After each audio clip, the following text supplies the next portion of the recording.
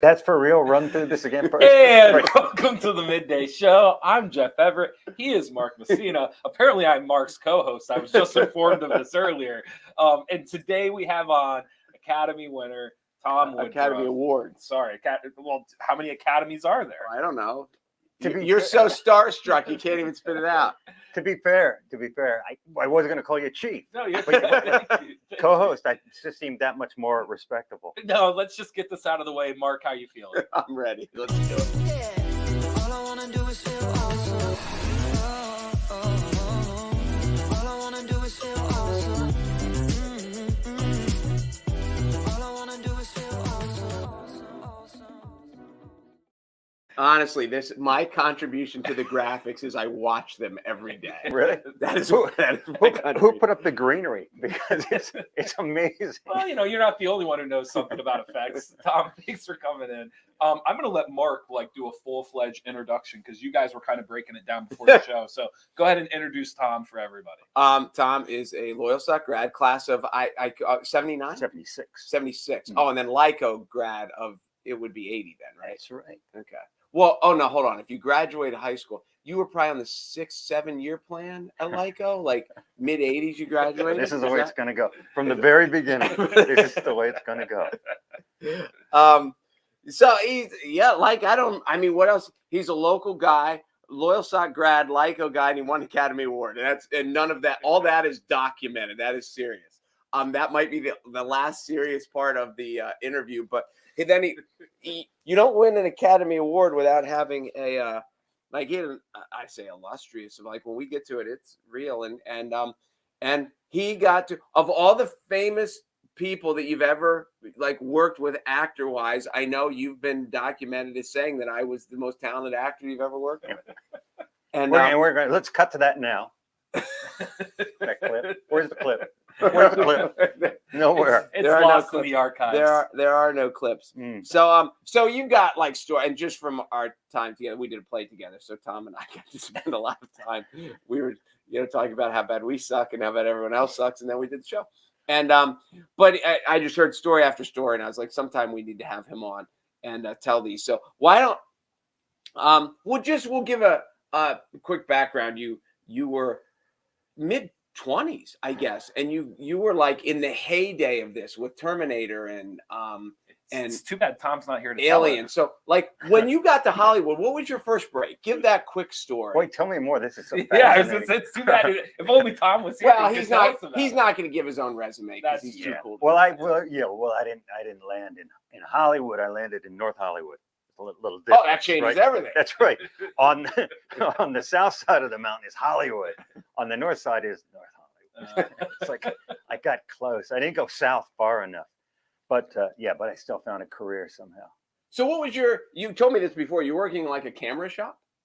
Yeah, before I left, I used to work remember when the Venusi Photos used to be up here on 4th Street, right across the street from the brass rail, and which is where I went for lunch one day after I turned 21, and I was like a big boy walking the brass rail and just sitting down going, I think I want a beer at lunch. I'm going to do this. That was the big day. That was a big thing, for me to get away with. And here I am still today. That's it. Same old humble guy, same guy. Yeah.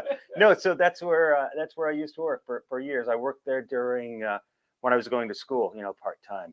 And then I got I was ready to move out to California right after I graduated. So September 1980, I packed up my car and took off and went out to California and met some of the makeup artists that I had met by writing to them, and but there was no work in town. It had been the whole town had been shut down for months, and it was going to go on for months because there was some massive actors strike.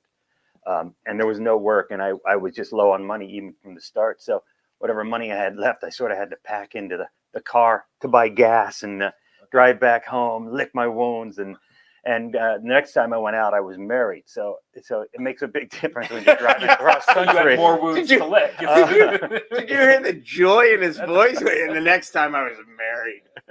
That's the only thing that made it work. because I have this penchant for picking up hitchhikers. But with my wife with me, we just decided that we didn't need to go that direction anymore. So anyway, you worked in a film shop, Oh, in yes. a film store, Yes, and I then did. you got what was your first movie you worked on? It's called Metal Storm, and it's a real metal storm. It's science fiction. It was released by Universal Studios, so I thought, great, man, I'm in the big time now. It's shot in 3D. It came out in the early 80s. Did anyone see it? No, I don't think so. I don't think so. Because what is it to see? A 3D movie in the early 80s is, the story doesn't really matter that much. Yeah. So, but from there you went to quickly. You went from there to good movies. Yeah. Well, it seemed like it took a while, because I went from Metal Storm, that film shut down, and all of a sudden I'm out of work, and I hadn't really projected that. I think from being in the shop and building these makeups and things with the whole crew, and going on set for a few weeks, I don't know. I didn't even stop to think. I figured, okay, what's the next movie we're doing? And nothing came in. And I flew back here for Christmas that year. Nothing going on. I flew back out. I went back to the studio. I said, so what's up next? He goes, we haven't got anything. So we just laid everybody off. I said, okay. So I'm thinking, oh, shit. Oh, sorry. No, you're You're good. good. You're good. You're good. You're good. I'm walking away, and the guy that runs the shop goes, hey, he's got a handful of envelopes. Can you mail these for me? All right, Chopper, I'll do that. You don't even have to ask twice.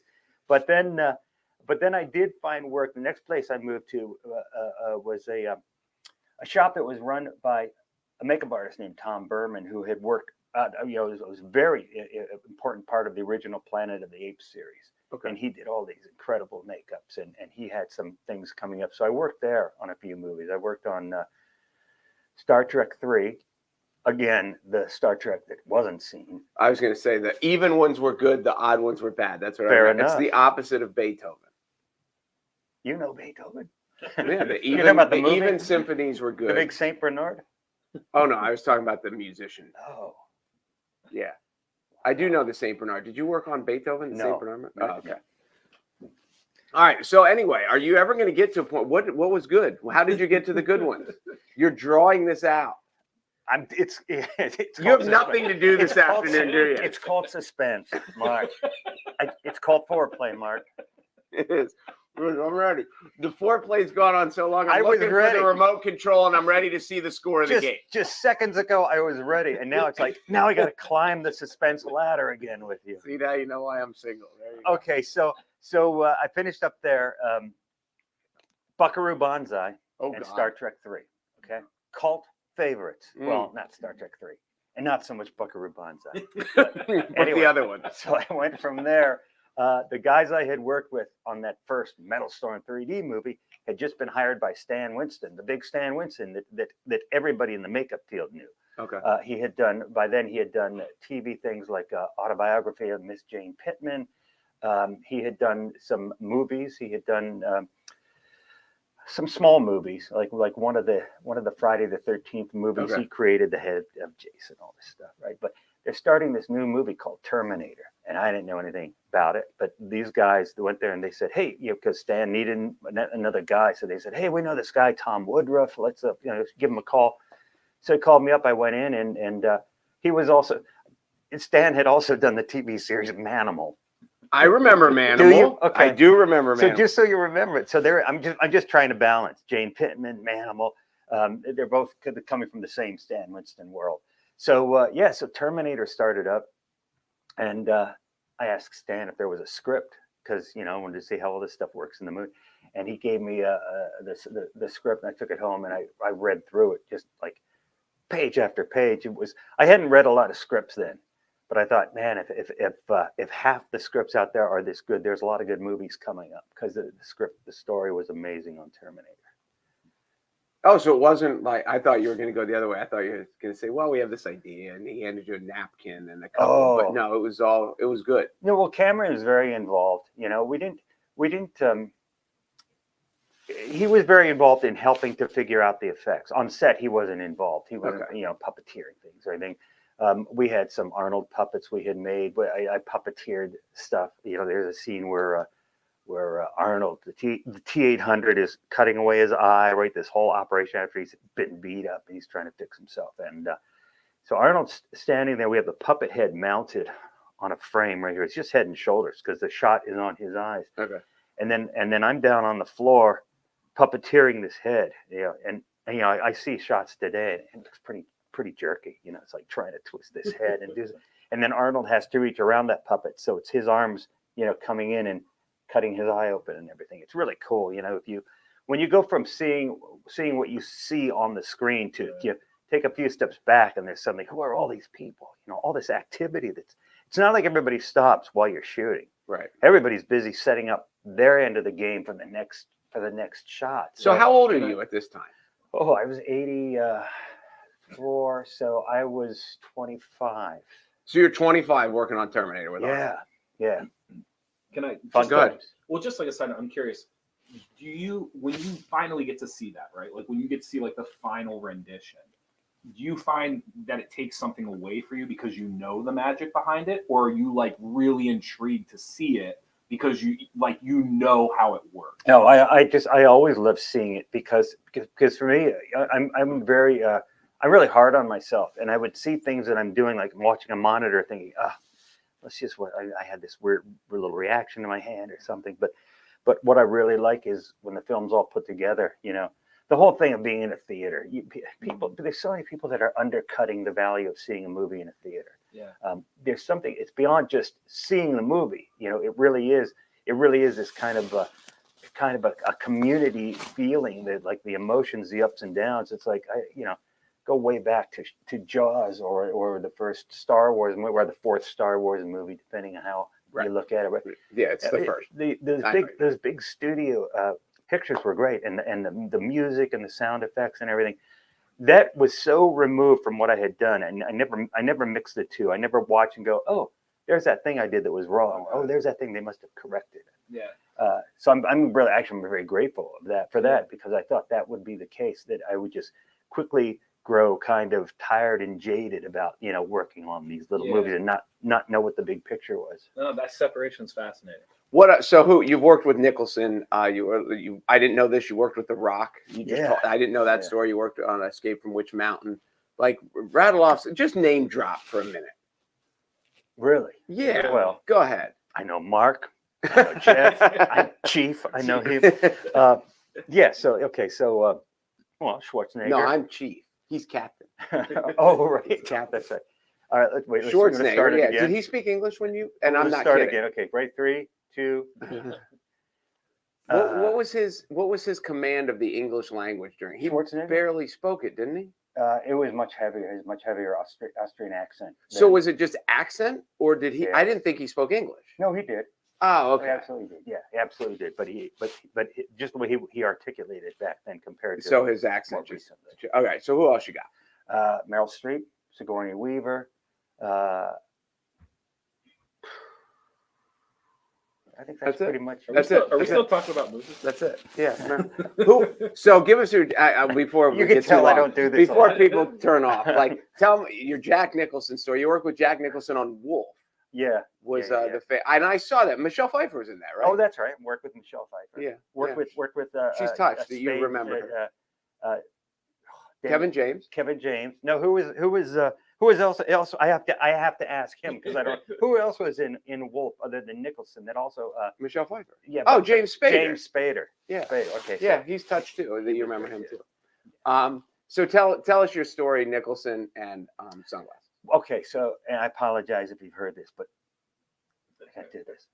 So Alec Gillis was one of the guys I had met coming up, working in other shops, and we formed our own crew, our own production company, our own effects company, and so he and I were working on Wolf at Sony Pictures, the big sound stages, all this cool stuff, and they came up and told us that we're going to be doing this effect where Nicholson gets speared with a pitchfork, like right here in the shoulder. So they said, well, how are we going to do that? We said, well, let us make a fiberglass plate, and you have your props department make a pitchfork that does this, right? And the idea was that he'll as soon as it hits, Nicholson will grab it, and so you see it look like it's going into his skin. So we needed to make a copy of this part of his body, and they told us, well, he'll be in at 3:00. So we go into this one of these really old buildings at Sony. It's like this. It's almost like this big, long wooden box. It's like the tinder box that you walk into from this end, and there's a bunch of doors, and you get to the other end. So we're about halfway down, and we're waiting, and it's 3:00. We're all set up. He's not there. He's not there at 3:15 or 3:30, and probably around 4:00. We were close enough that we see this big limo pull up to the door, right?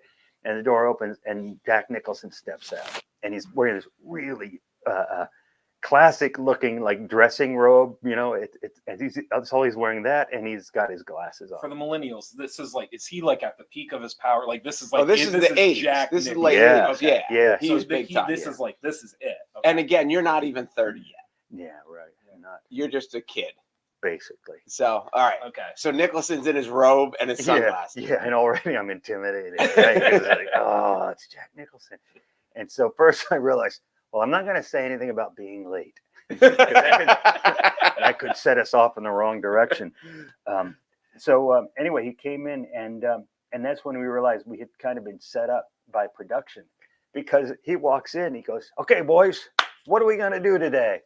And that's when we have to go, well, you have to disrobe, and we have to do a plaster, upper half of your body, we have to do a plaster bandage thing. And did production not tell you? No, let's go. And he drops his dressing robe, and he's standing there just in his boxers, right? So it's still like he's a very classic kind of guy. And we started doing this. He took off his sunglasses, and this is a part of the story I love, because This is the part of the story I love. it says more about me than Jack Nicholson. So we have this bucket of water, and we're wetting these plaster bandages, and doing this, and I go over to wet some more bandages. Sitting right there on the chair next to the tub of water are his sunglasses, right? And in my mind, I'm thinking, I'm weighing the options, right? I'm thinking, can I, as a up and coming actor, make him believe that I didn't steal his sunglasses? It was hard. It was very hard. It's like stealing the Lone Ranger's mask. So anyway, we got done. We thanked him. He walked away, and then he said, "Where are my glasses?" No, he was good. He walked away, and that was it. Generated a story that has delighted millions. So while you're working on this, which is a very important part of the movie, and you're building it, all you can think of is, how do I steal his sunglasses? Yeah. And then it became all about the stealing. I thought, all right, forget about the sunglasses. I'm going to steal the dressing robe. See, I thought, I would have been asking myself, how do I prove these are Jack Nicholson's glasses? Yeah. That would have been right. well, yeah. And this is where I was thwarted, because you can't go to Jack Nicholson with his own glasses and ask him to sign them. No, you cannot. You can't do that. No. We're here with Tom Woodruff, who is again Academy Award winner. If you ever see, he told me to watch this. It's on YouTube somewhere. If you want to YouTube, you were part of. There were 4 guys who won for Death Becomes for the special effects for Death Becomes. Yeah. I guess Yeah. in the group there's only allowed 4 people. That's You right. can't have an effects group of like 70. You can't. Yes, that's right. So you were one of the 4, and you said as they're going through, you get what, 2.5 minutes for the speech? Yeah, you don't realize when you're watching the Academy Awards that there's this the whole audience is out here, and there's this big time. And as soon as you hit the mic, it starts counting down, and they tell you, the people at the Academy say, look, don't think that we're going to let you just ramble on and on. The minute this clock hits 0, you're done. We cut the sound. You're going to look foolish if you're in the middle of a sentence. So time this thing accordingly. And there were 4 of us, and being the math whiz that I am, I thought I divided it down. Like, I was foolish enough to think we're going to share that time. So I thought, 4 of us at 11 seconds. I think we can make that work. So I worked on my speech, and I thought, well, I want to thank Alec, because this is another whole wormhole we can go through. But because I got the Oscar because we flipped a coin, we had to write 2 names for that one position. We flipped a coin, and I won. So I've got to thank him. And I wanted to thank Stan Winston. So Probably wanted to thank your wife somewhere in there. I don't, and she said she doesn't want me to thank her, because she doesn't really want people to know that we're associated. No, she's good with the direct deposit, but beyond Yeah, that, yeah. the marriage is. she has a different love of money.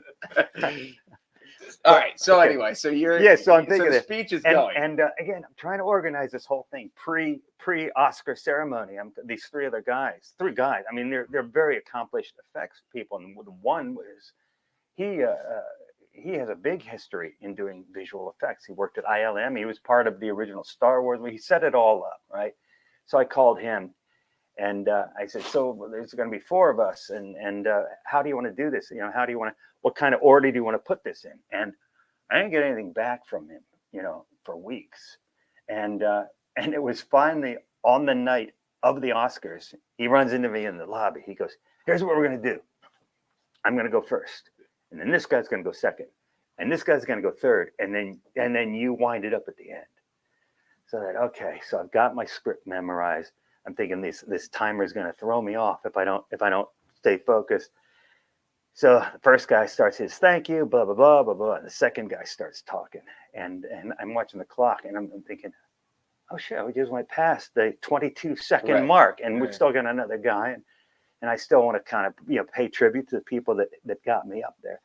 And as the second guy gets about halfway through, he starts thanking people, right? He starts thanking I don't think if he was married at the time. He thanks his mom. He thanks his dad, and that's when I realized that this is going to go down really bad. So as soon as they finished, and the third guy started to step up, I pushed a person on the stage at the Academy Awards. I nudged through, and I just go. You can wrap it up. And it's honestly, it's so on me.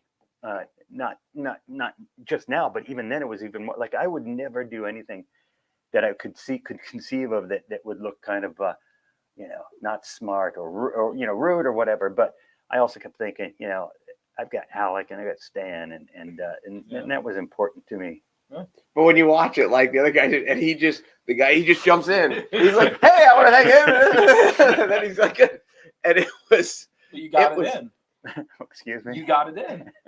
I think that was. See. I think your age too. I think so at that point you graduated. You were in your early 30s. Yeah. Like if you would have been older, like you're still like young enough, and I don't say like young and dumb and like just.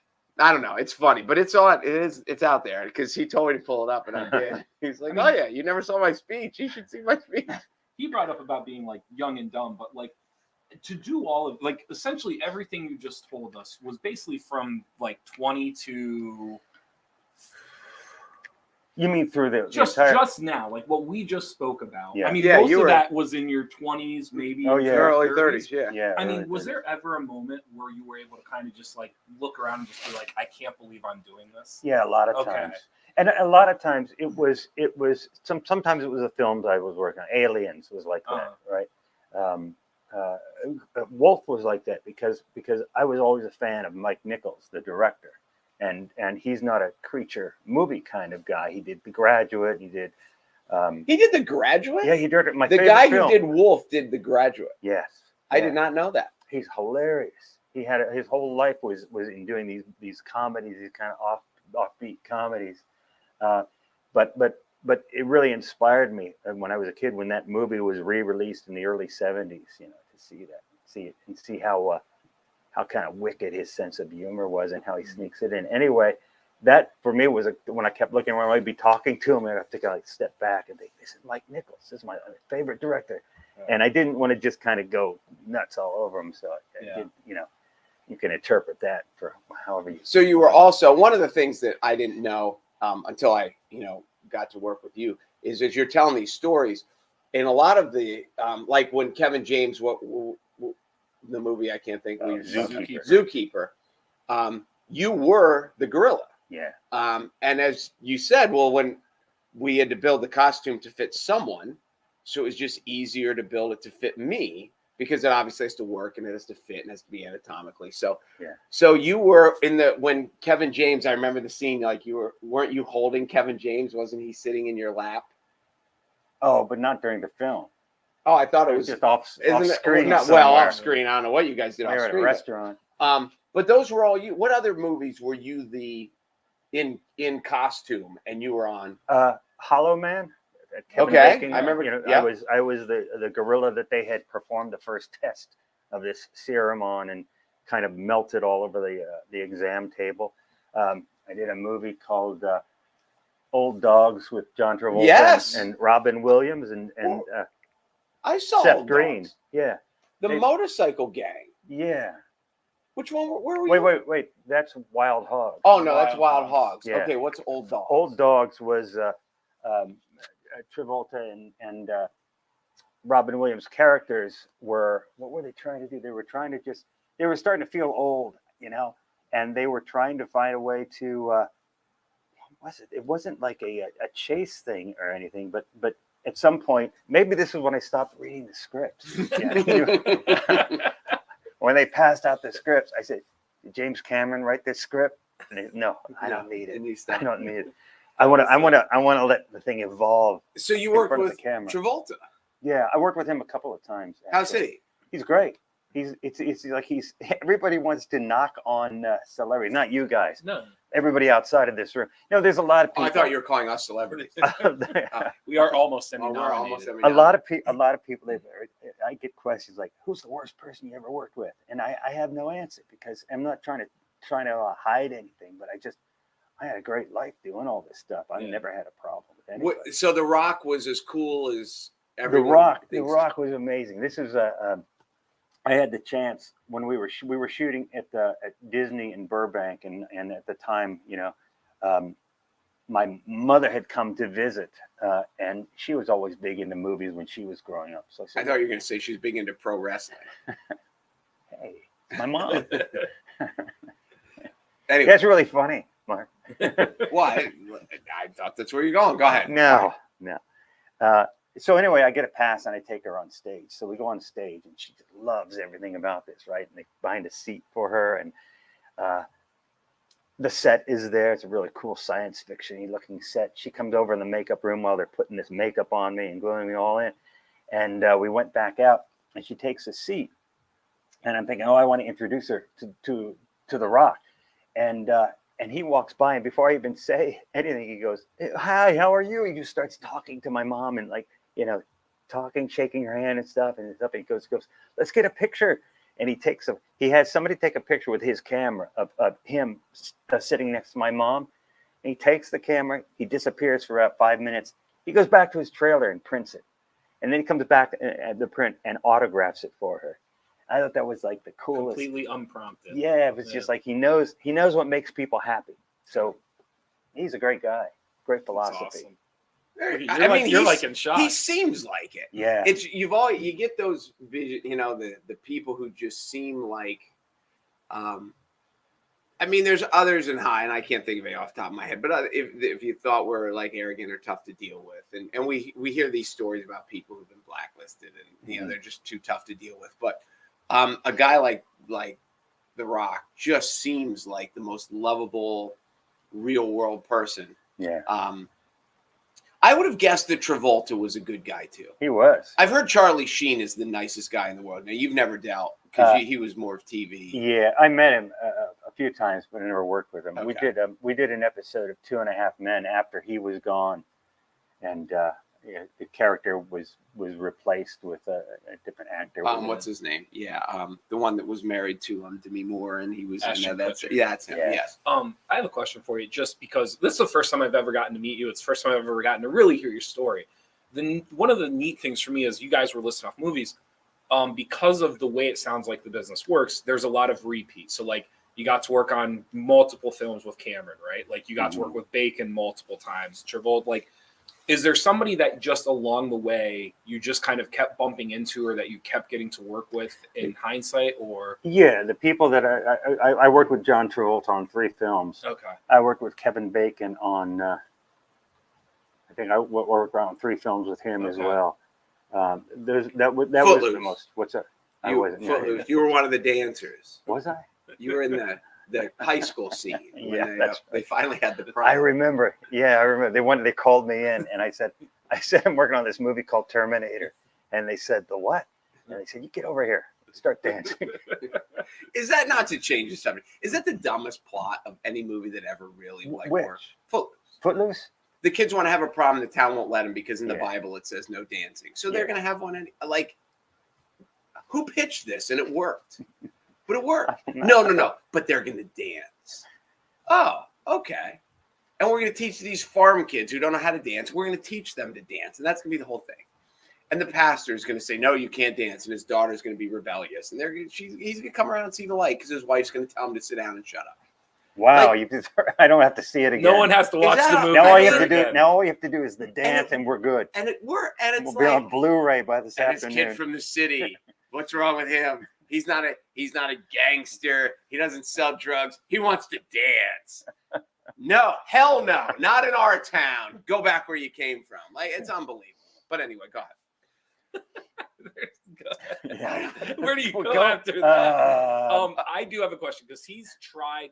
I shouldn't say that. I should be politer than that. He has made attempts to try to tell me about one of your older jobs or one of the original things. You used to do the marquees. Oh yeah. Okay, there is. So you want to tell the story? Well, can you tell this story? Yeah, yeah. Okay, because he has made the attempt, but I would love to hear All your right. version of it. I even have down here classy adult films. One of the I things saw that that. I thought that was Yes. for the break. wrote. All right. So, yeah, sure. so Okay. if you don't mind, I would love to hear your variation of the marquees and the classy adult. The truthful films. story. Yeah. Yes, if The, you don't mind. Well, let me set the stage. A friend and I got the job to change marquees at the Rialto Theater, which is now the Door. Right Fellowship, there. right? Yes, on And Pine the Street. Capitol Theater, which is now Community Arts Center. And this was like I think we were 15. We couldn't even drive. You know, my mom would take us up one week. His mom would take us up the next week. But part of the job is obviously you put the letters up. The manager gives you what the movie is. You go back, you pick up all the letters out of the back of the theater. You walk all the way to the front. You're dragging a big, I don't know, like a 15 or 16 foot A-frame ladder that looks like it's all been beat to hell over the last couple of. And you didn't even have to decades. know how to spell. They already put it in order for you. You just had Yeah. to put them up. Yeah. Wait, are you saying that I was the only one that could? Everybody else they would just verbally say. From the guy who doesn't read. Whatever. So anyway, we got up there, and the Rialto Theater used to from time to time play adult films, from what I heard. And so we were putting up my friend Bill and I were putting up the marquee for the first adult film that it had ever come through, and we were working there. And the actress in the movie went by the stage name of Tina Russell, right? Okay. Tina Russell. That sound familiar? Yes. Yeah. Okay. So he doesn't just put her name up. The manager has us put up Williamsport's own Tina Russell in, I don't remember the name of the movie. And of course, this is just right across the street from what was then City Hall.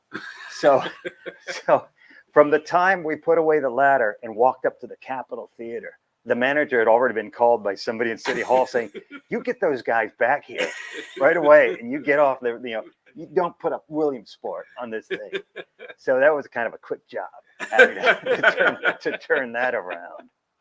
So Williamsport's own. It's good in any facet of life except adult film. And right? they don't want. How old were you when you were doing this? 15. Okay.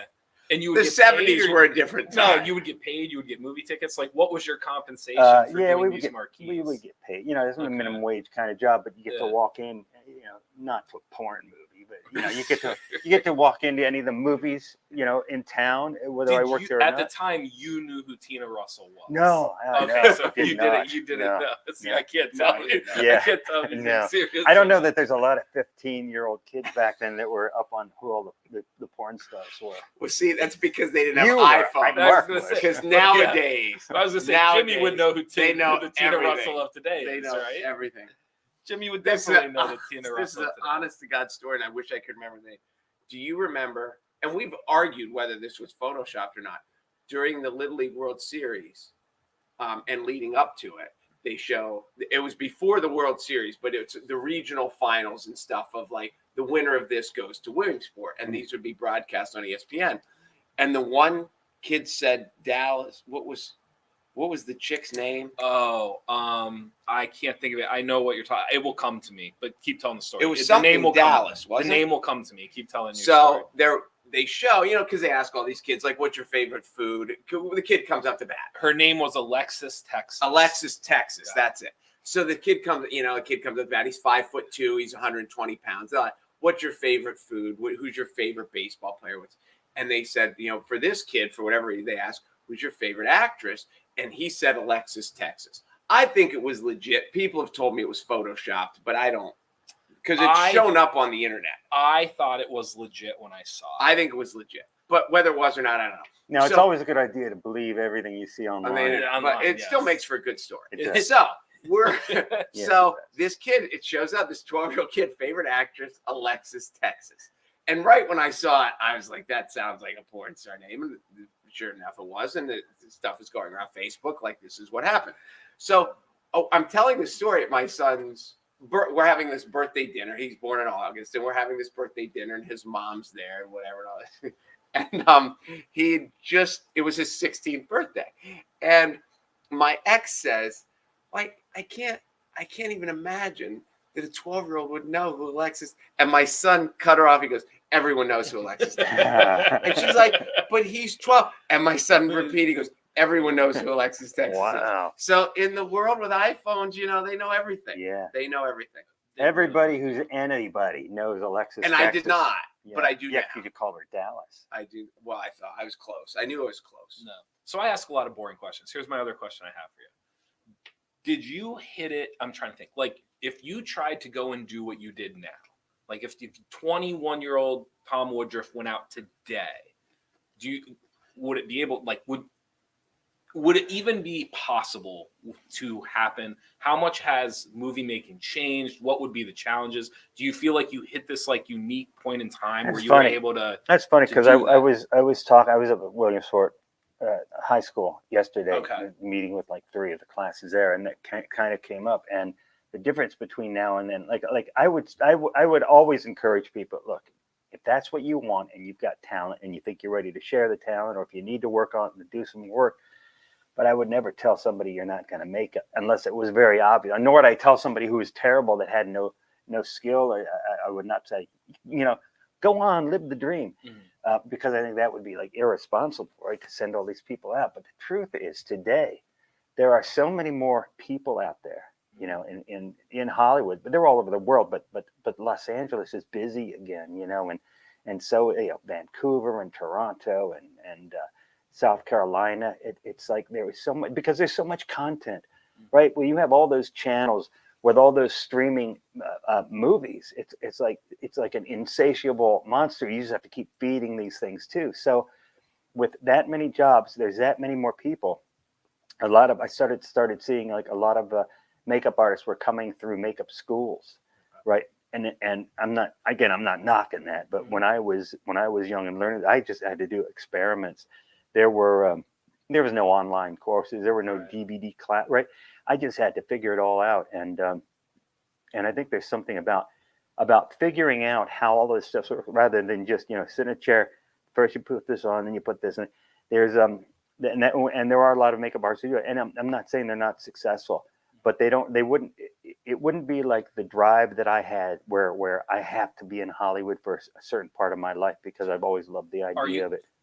To me, it sounds like you're implying you wanted it or loved it so much that you were going to figure it out. Yeah. And today you don't know how many people really would have had that. Yeah. They have the Very well. lessons or the tools, but like, would they really be able to figure it out if the only thing driving them is they didn't have the answers, they had to go find the answers? Yeah, and they're great schools. There's great makeup artists that come in and teach things, and the idea is, well, why keep it secret anymore? Let's just kind of share the wealth of experience, and that's a very good way to go. What is your degree in Lycoming? Business and theater. Oh, okay. Have you ever been to any horror film festivals where people have done their own makeup? Oh yeah. Yeah. Some of the people are when I was at one, and I was talking to people like, "What's your real job?" And they're telling me like, oh, I'm an accountant, or like they're just normal schmucks like the rest of us. But some of the stuff is really unbelievably good. And that was how long did it take you to do it? Oh, my girlfriend did my makeup. It took her like 4 hours. I did hers. It took 2.5. And it was unbelievable. Was it because she had a smaller head? And probably just her wound was not as elaborate. But like, I remember you telling me this, like you figured all this stuff out on your own, like how to make it, because it was bad. There was no internet. It's funny that those conventions, when I was a kid, reading these, there was a Monster magazine out at the time, and they had a convention in New York City, 1974, and I was 15 years old, and I remember going to my parents saying, I'm going to go see this thing. And they said, okay. He saved up all his money from working at the porn theater to go to all right, sorry. I've got my roll of quarters for all. And I said, okay, we'll work it out. We'll get you on the bus. And he goes, when you get in New York, go to this place. Here's where the hotel, and just go do this. And I remember walking into that place, and it was amazing to suddenly see this many people that had the same interests that I did. It's like coming off a desert isle and walking to a room full of human beings. That was I still remember that feeling of just seeing all the merchandise that people were selling and the costume contests and all that jazz. I thought that was really a affirming part of growing up, to realize there's other people out here that do things just like me. So that was great. Well, now you were just out west this summer working on. What did you just work on this summer? This summer, you mean a film? This Yeah. Last summer, 2021, we did our company did Prey. Okay. The new Predator movie. Yeah. Okay. And the time just flies. It I does. thought it was this summer. No. And that was out in Vancouver? No, we actually went up to Calgary, which is really a beautiful part. It's the northern That was part more of the for the country. setting of the movie. Exactly. Correct? Yeah. Because it's more natives versus the predator. Yeah, Is that the kind of indigenous vibe of indigenous yes, tribes, okay. and it's a cool way to go with the story. The director had a great story, and I just loved the movie. So like when you go out, because now you live back here, you lived in LA for 30 years? Yeah, 40. Okay. Yeah. Now you're back here in Loyalsock. So when you go out to work on that, how long were you there? Oh, I was away for 3 months. Okay. Yeah, 3 months. And how long was the whole shoot? 3 months, or did you just have to be there for 3 months? Yeah, no, the whole shoot was. You were there the whole time.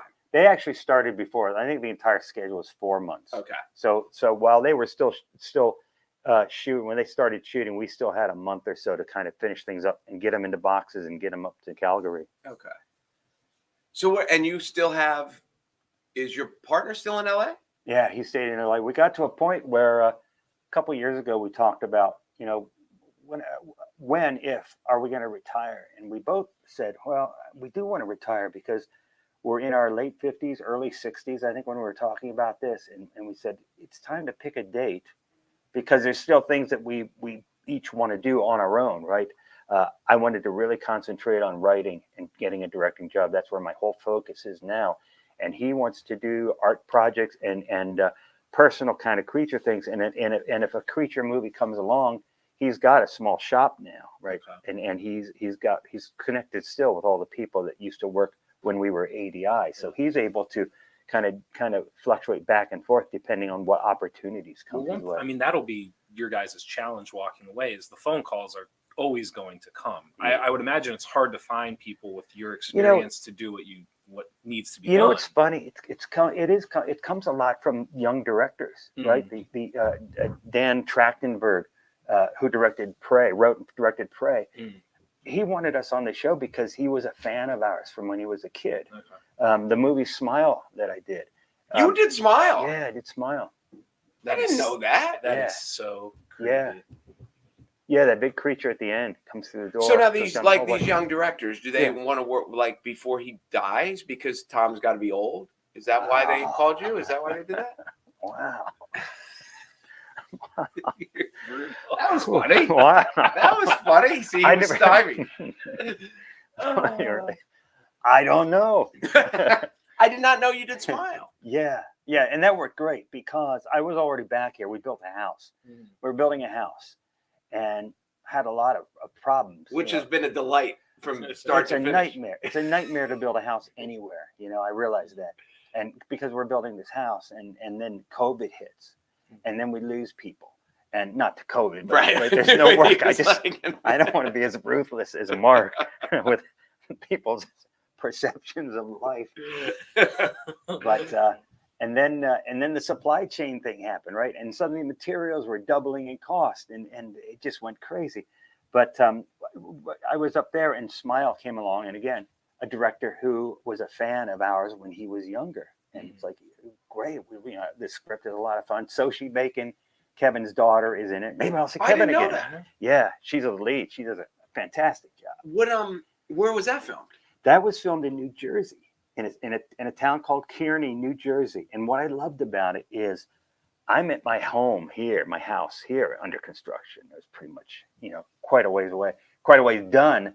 But and we would have these Zoom meetings with the director, and I would turn in artwork, and I would have the guys that were still in the shop back in LA doing artwork, and we would just keep funneling all this stuff through them. And then I was looking at sculptures that they were doing, with pictures and video and directing from afar. And then it got to the point where we're ready to shoot. And I said, okay, pack all this stuff up. This is our crew of puppeteers. I'll meet you in New Jersey. And I just drove. I hate airline travel now. I don't know if it's ever going to get better. It's so hard for me. I have no confidence from the point where the ticket is ordered to where I actually land where I'm supposed to. And it just grinds me. So I just jump in my car and I drive for a couple of hours and I'm there. And we were there for about 3 or 4 days. We shot all the stuff we had to shoot, and it was a great shoot. It was short, fast, and I was back home. And the film did really well. It did kind of okay. So Kevin wasn't there, I assume, when you were there. No, okay. it was not. I had another stupid question, and I can't think of it off the top of my head. So if you have a stupid question, No, you I can just, fire I, it. no, I We just. have to be stupid. Well, most of We us got a are. stupid guy here. We so the try. questions have to We be try to stupid. cut. We only have so many good ones, and then No. I'll lead into this, and hopefully you can think of it. You had mentioned possibly about retiring. You had mentioned about kind of like the next phase. You know who doesn't want him to retire? His wife. Probably not. She's like, get a job. No, but what is this? I'm curious because for someone, was very clearly your passion. Like you said, like you couldn't believe you found other people that wanted to do this, and then you get to go do all this stuff in your 20s. What is it like to kind of try to move into the next phase of life? Because Mark's going to need to know this. What is it like trying to move into the next phase of life when it was so clearly this was the thing I wanted to do and this was my passion? To almost like, obviously you're not 180ing because you're clearly still involved in cinema, and the next phase, the thing that you want to do is cinema. But what is that like to try to kind of remove yourself from the thing that you clearly have been so passionate and loved for 40 plus years? Yeah, it wasn't as difficult for me as it might sound, because first of all, I'm not really retired. I have projects. I want projects coming in that are small. I have a 2-car garage. It's now my shop. It's not a 7,000 or 10,000 or at one point we had a 20,000 square foot factory when things were really humming. And it got to the point at ADI that I wasn't doing the creative work, and it's for years. I wasn't doing the creative work. And You were I was just wondering, doing the business? just doing the business. I spent more time in the office, and you think, well, what did you do? Like what did you do from 8 o'clock to 9 o'clock? And I can't, it's like, I can't justify all of that time. I would go out and walk on the floor and look at things and suggest things, maybe change some sculptures that were still rough and make it work.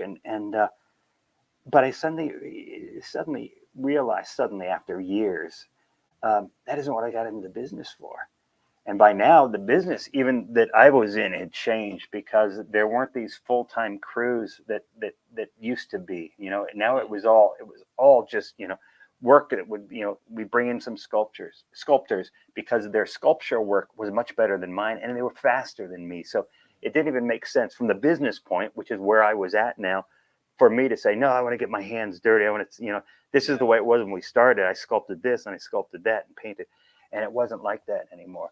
But you just kept going and going. Suddenly all these years have passed, and that's when we had to talk about retiring, because I did, when Alec and I left Stan Winston's, who was arguably the top makeup creature artist guy, you don't walk away from somebody like that just to start your own company, right? We left because we had a short film we had done that we wanted to get into production, and we wanted the freedom and him to know that we're off looking at these other things. And he said he always knew that the things that made us valuable to him would be the things that would drive us away or pull us away. But he was so great about it. He was the one that Tremors originated. The movie Tremors actually went to him, as did Death Becomes Her. Real quick, you haven't I seen still haven't seen Tremors. Tremors. Yeah, he's never seen Tremors, which blows. Not that like Tremors is like this award-winning movie, but it blows my mind you've never seen it. To be honest, I don't know how many years now I've owned. I've Yeah. never seen Death Becomes Her, but I own it because Well, you you're want it. you're And I one step bought it. closer. And one of these days, I'm gonna put it in and press play.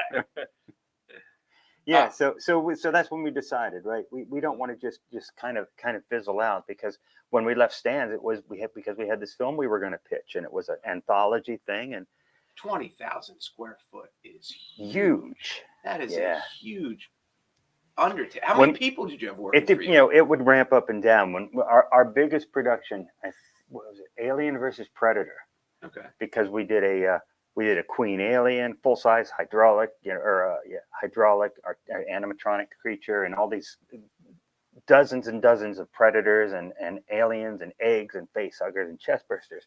We had a little over 95 people working in our shop. In the shop, we have pictures somewhere. Our shop floor is just, elbow to elbow with artists and technicians, and it was probably one of the most active times of our career to be in the shop building all of that stuff. Yeah. I could see why there would be a reward to just going back to the 2-car garage and just doing your own stuff Yeah. to get away from the busy. I could imagine 95 people working on that, on all of the aspects of that. That's a lot. It's a lot, and it's a lot of being there to kind of calculate schedules and stay on top of. And you know what they called him? They called him Captain. Chief. One of the two. Wow, they would actually refer to me as Chief Captain. Yeah. I like Chief. Chief's nice because it's like it's a little more like you're putting somebody down. Whatever you want, whatever you want, Ace. You just tell me. It does have the Jaws effect to it. I do. I never thought of that until you said Jaws. Every time I hear Like, every Chief, time I hear that's what I man. think of. Thank you so much for coming on. Is there anything that you wanted to pitch? Anything that you wanted to say? Is there anyone you want to say hi to? Is there anything you didn't get to do in the Besides last 50 us? minutes? Yeah. Yes. Besides you, who's going to hear me if I say hi? Do you want to talk about your 2 months of It's a Wonderful Life as a he was the greatest Mr. Potter you will ever. I believe it. It was fun. I believe It was we fun. just get to yell at He him would the whole show. time, He right? showed up one day in like makeup, and he had like this hunchback. He looked like a Scooby Doo villain one day. It's like, oh, Tom was bored at home, so he made himself up, and he shows up. And I was calling back to the shop saying, "Hey, you saw that wig from the Santa Claus, one with the long hair? Send me these wigs because I want to find out which one's going to look best." That's awesome. It's nice to have that option. Yeah, that's awesome. Thank you so much. Yeah, for it's my coming pleasure. On. Thank you. Anything I'm forgetting? Anything like that?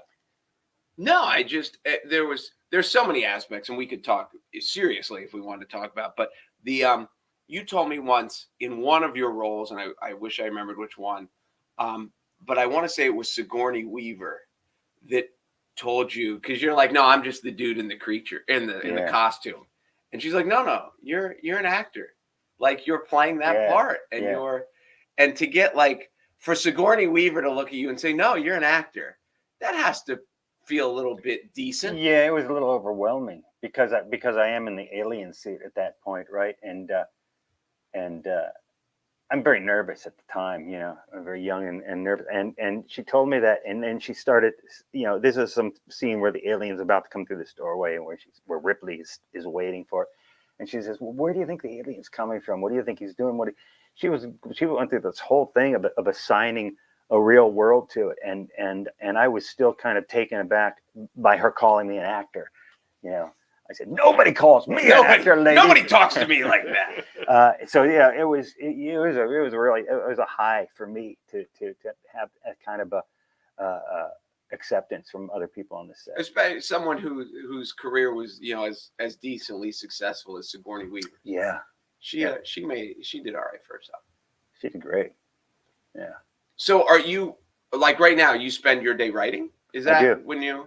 Yeah, the only way I can do it is I chart it out. I have 5 days. I do 3 full days and 2 half days of writing.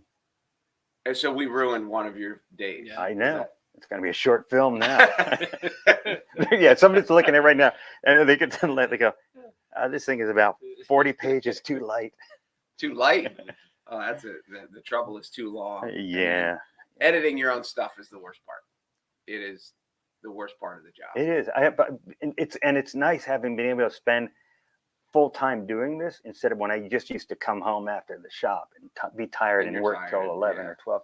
But I've gotten in deeper to be able to do that. Right. I like to push through and get the first draft done, and then go through and go, look, this guy is saying the same thing as this guy. The same. You have to change things around and you have to shorten things. I love cutting things out now that made me feel uncomfortable. I can tell now when I'm putting something in. I know I'm going to either cut this or change it. But I'm not gonna polish it right now. I'm just gonna, to me, I just want to get the whole thing done. What's so weird is listening to him talk about writing. You talk about it the same way you talked about making all of the different creatures. Oh, really? And it's so. Did you notice that or no? I was just thinking, I hate that part. Well, yeah. I love the first draft. It was just. I love the creative process. I hate going back and looking through, because there'll be times I was like, oh my God, I know somebody else said that, and then you got to find it. Yeah. And you can't just like Google search. You've got to go and you've got to be like, and then you're like, that's what it is. You guys are saying the same thing, yeah. And you sound complete. You don't even sound like you're talking. It was very unique to hear you talk about writing and how that has stayed. You talked about it like you were creating a creature. It was neat to hear that. Whereas you do not. To me, that's where the work comes in. The fun part is the first draft. Yeah. And I'll go back. I put way too much effort into the first draft, but then once I have to go back through and reread it and re-edit it, then it's just like what we've learned is that he reads. He's just an egotistical reader. He'll only read what he writes. That's what we learned there. You will write something that's like a paragraph long, and he will reread it 4 times to make sure that it sounds the way he wants it to sound, and it comes off the way. I don't want it to sound wrong. Reader, right? Right? You're an egotistical reader. I think it's an insecurity of like once it goes out. I was actually working with a lady on a project in California, which never came to fruition, but I was working, and it was. I said, like, I'll email you tonight, and literally she texted me. She's in California. It's like 10:30 her time. It's 1:30 my time. And she's like, hey, just want you to know I never got that email. And I immediately texted her back, said I'm proofreading it for the 7th time. Wow. Because I'm like, if I'm sending this to her and pretending that like I'm actually a writer, I can't have typos in in my own stuff. Like my email has to be perfect. That's interesting because you do want to be intelligent about it, right? You want to be thoughtful about it, and you want to have some kind of a positive aspect to what you're doing or saying. You don't come off that way in person, but all those things I think are so important. Is that a football helmet?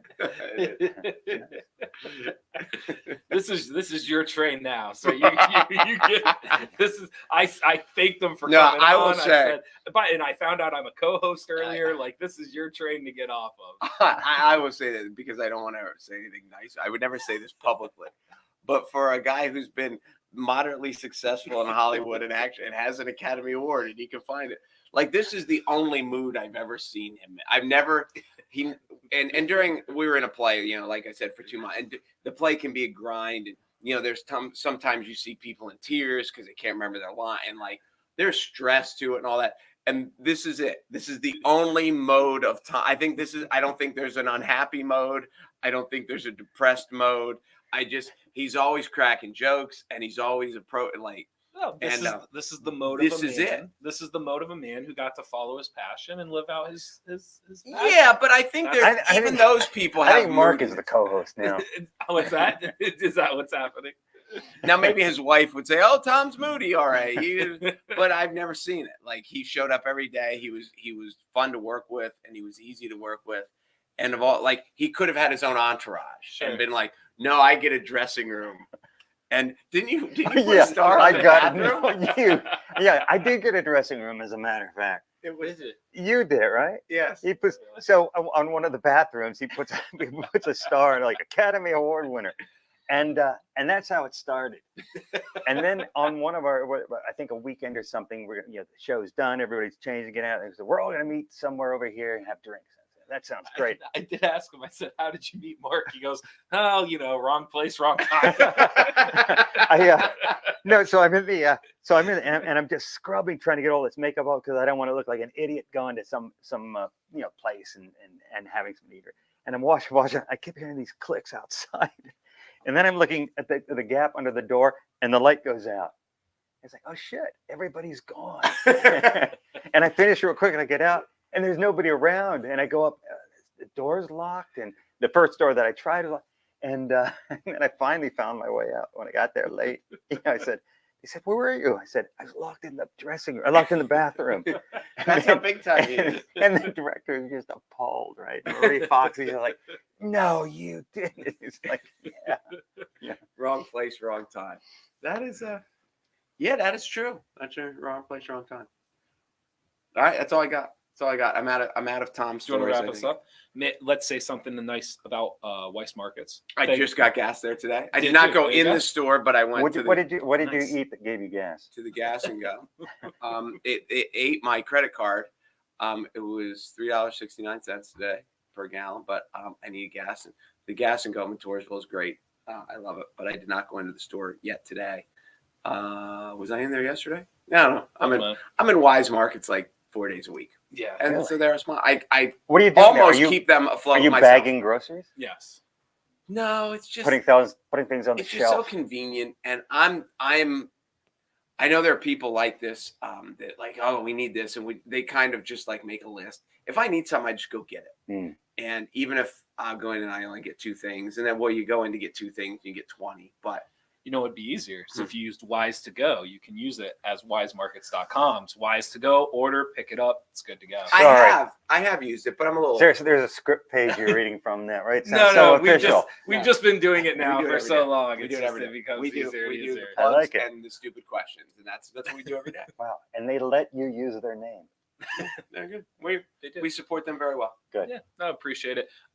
Thank you guys so much for watching the Midday Show. We will be back tomorrow.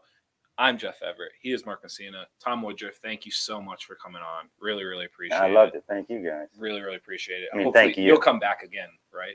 It I'm depends. just the co-host. We'll ask Yeah, the host, but You let me know when Mark's not here and you need somebody to interview. no, I I'll be here. appreciate that. Thank you guys so much for watching the Midday Show. Be sure to go to NorthcentralPa.com for all of your local news. We will see you guys tomorrow. Later.